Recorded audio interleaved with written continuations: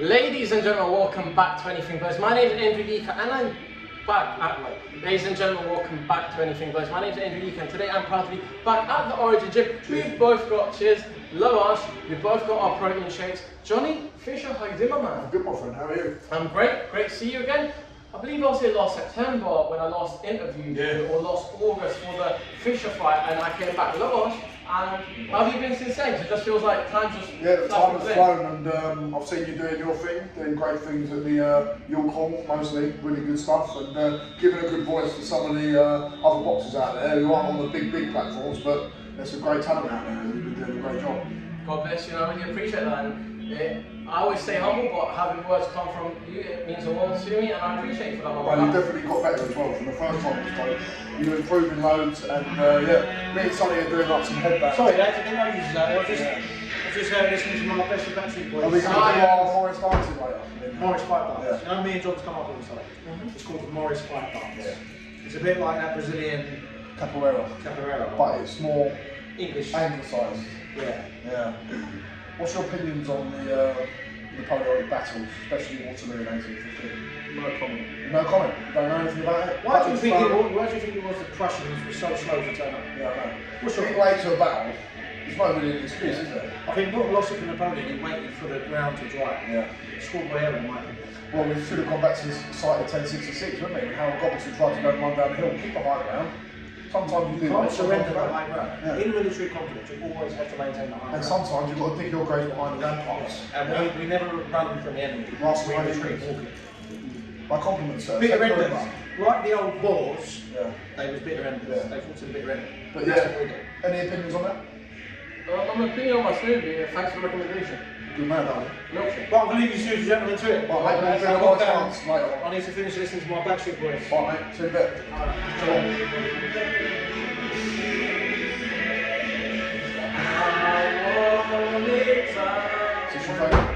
Yeah, I love Backstreet Boys. So, going on to that, since the last week, since the Harry Armstrong fight, broken it down, I've been seeing a lot of protein, I've been seeing a lot of Chinese, I've been seeing a lot of food, but how have you been in camp and how have you been since last August? Very good in camp.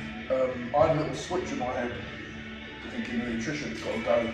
We've got to up its game now. Listen, I wasn't eating bad before, we see the Chinese, I'm not eating Chinese once or twice a week, I'm eating it in camp, I'm not eating it, do you know what I mean? But even out of camp, it's a lifestyle choice, and Anthony Joshua gave me a lot of inspiration for that, because I've seen how dedicated he was. Not only like, he was fighting in Ghana, and then the week after he's swimming straight away, doing some sort of training, and if you want to be the top level professional athlete, or as high as you can be, you've got to be on it the whole year round, so we're making sure we're hitting everything now, you know.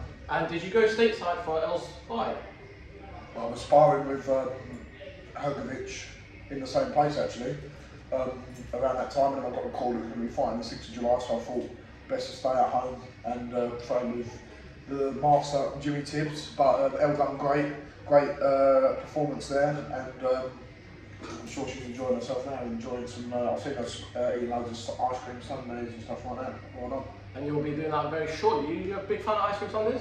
I do like ice cream sundaes. Knickerbocker Glory is probably my favourite because you've got that texture of not only ice cream, but you've got like a bit of sponge or chocolate brownie in there as well. It can be warm sometimes as well, so it's nice. But my favourite thing is the apple fritters at the Orchid. And Johnny, you're not a West Ham fan, but I see you going around Leighton's ground. Irons! Irons! I've been around whose ground? Leighton Orient? Yeah, I've been Leighton Orient's ground, I've been Peterborough's ground. I don't really have a team, I'm just like a floating supporter really. I like supporting football in general, not just the Premier League, but teams that are non-league and lower leagues down, because football's great and it really gets people rolled up. But we were sitting opposite some Oxford fans and was watching Peterborough play, like their ultras, and we were sitting in the hospitality bit, loads of families and kids, and they all shouting at us like they're going to come over and have a go at us. I'm like, the security telling them to stay back. I'm like, let them come. Let them come. You fear no man. So talking about that there, Alen established Babic. What did you make of his last performance against Stephen Robinson at the O2 Arena? And were you there for that fight? I was not there. I was going to the arena while it was going on. I watched the Fraser Clark and Wardy fight. It was brilliant. Not much to read into that fight, I don't think. Robinson, I like the guy.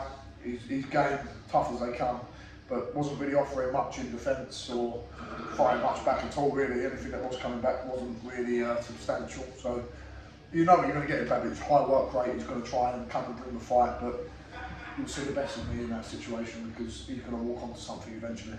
And how long have you had in camp for this fight, and how long have you known about the fight?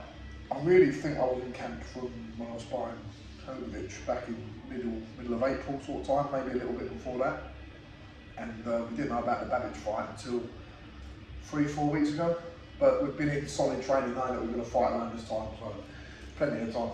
And talk about it there. 5-0, just is it going to be 5-0? How Queensbury done so much? I'm sorry about that, by the way. But like No, for no, your no, state. I don't like those. No, that's right. I think not Christian side. But 5 year stablemates are fighting. Oh, you mean the 5-0? The Matchroom? Okay, yeah. What did you make of Queensbury versus Matchroom? Really good show. And Really we're good going to show. get you out in Saudi. I got a lot wrong. I thought the Richards would beat Hutchinson. Hutchinson put on a great performance. Hamza, I didn't think would win, but I'm a massive Hamza and Namo fan. I fought on the same show as Zamo. Hamza Shiraz just blew me away. How good it was. Unbelievable performance. He was the star of the show for me. But yeah, I don't know. And heavyweights? Yeah, I was fighting Hergovich obviously, and he sent me a message not long ago. Said some things about what happened in his camp after I left. But you can't take nothing away from the guy. He fucking put on a great performance, and be excited to see him versus AJ. And when are we going to get you versus a Queensbury fight the next time they go out there? When they give me enough money and pay off my house, I'll go. I'd love to hear that. Yeah, that's right. Lavash. So talk about it there. 5 fighters from the Origin Gym are fighting out there. 4 of your stablemates. You're headlining. Joe Bartel's headlining against Jordan Reynolds. Joe Boschtel. Joe Boschtel, love it. And as you say, the Copper Bosch. Yeah, the Copper Bosch, Joe Boschtel. Boschy Ovizio's fighting. Bosch Hedges is fighting. And Boschy Rose, she's fighting as well. Who's the other one?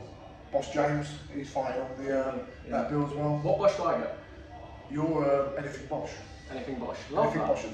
Anything Bosch's. Yeah. So, before we conclude and I let you go, what is your prediction for the Alen Babic fight? And did you feel any tension or any nerves, or is it both men are game? Both men are game. There's mutual respect there. Bottom line is, I'm going to go in the ring, he's going to go in the ring, and we're going to have a proper tear up. And I've prepared my mind for 10 hard rounds of absolute hell. So once you know you're going to go through hell, you just accept it, and you resign yourself to it, and you prepare your best for hell. So that's it. And you vacated your Southern Area title now. Where do you want to go after this fight? Is it the world stage? Keep winning. That's all that matters. Alen Babic, you're asking me, I'm thinking about it, as you say, I don't really know. I've just got to beat Alen Babic and then bigger opportunities arise. I'd love to win the English title, that'd be great.